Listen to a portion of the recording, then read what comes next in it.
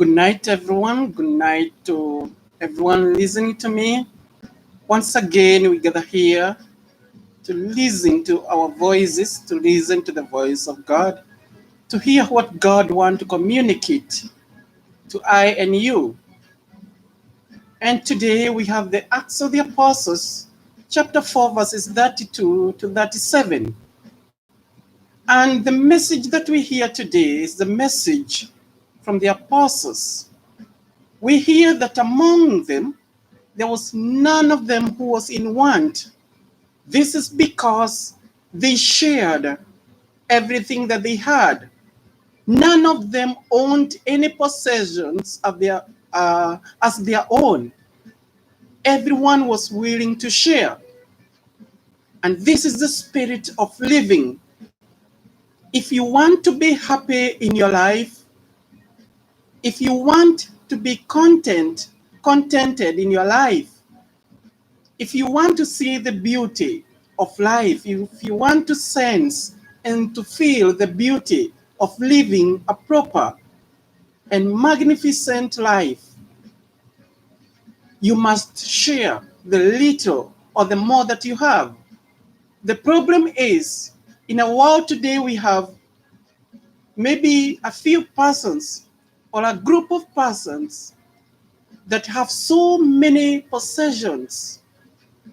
Otherwise, we will not have the slums in Soweto. We will not have the slums in Kibra, Nairobi. We will not have slums or people sleeping in the streets of New York, in the streets of Canada, or in the streets of Kingston. But the problem enters when a few become greedy, or when the mob become greedy. Greediness contributes to self. Greediness contributes to unpeacefulness. And people who are greedy, it is rarely that they are happy. They might appear to be happy, but they are very insecure. It is when you are greedy, it is when you possess what does not belong to you, that you live a life of insecurity. You think that someone is coming to grab what you have. But once you share, you know for real, you are in the better place. You know that you are at peace. So it is that I am encouraging you and I that we become people who shares the little that God has given to us. And at times, I just wonder to see people sad when you have to give someone something because they feel that they should possess and they should have more than they should have. And the more we possess our treasures, the more we possess what we think is our own, the sad that we find ourselves, because these things traps us to see the goodness in others. They trap us and we feel that, this is the cause of our happiness. They create a bridge between us and God.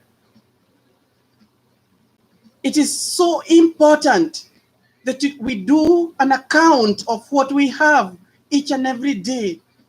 It is good that you sit with a pen and a paper to see the things that you have and ask yourself, do I really need all this? What is it that I'm going to get away with? What is that making me uncomfortable in my sleep? What is that making me feel insecure? Is it that what I possess belongs to someone else? And even though you have worked hard for it, it still ought to be shared. You have a right, yes, to have it, and you have a right, more right actually, to share it so that you become more happy. And it is so important that we understand many a time the people that we take for granted are the people who are so important to us. I have never found any rich man, his car stuck in the mud, being pushed by rich people. It is only the poor boys, the poor people who come forward to respond to a rich man whom his car is stuck in the mud. These are some of the few examples that we can take within us. And now, with this COVID-19, you see the deaths. They're not choosing who have and who do not have. They should teach us that we ought to share the little that we have. Even if it is your hard work, still it is God who has given you strength. You could have been crippled. You could have been in your bed. You could have been shut in. But God has done you a favor.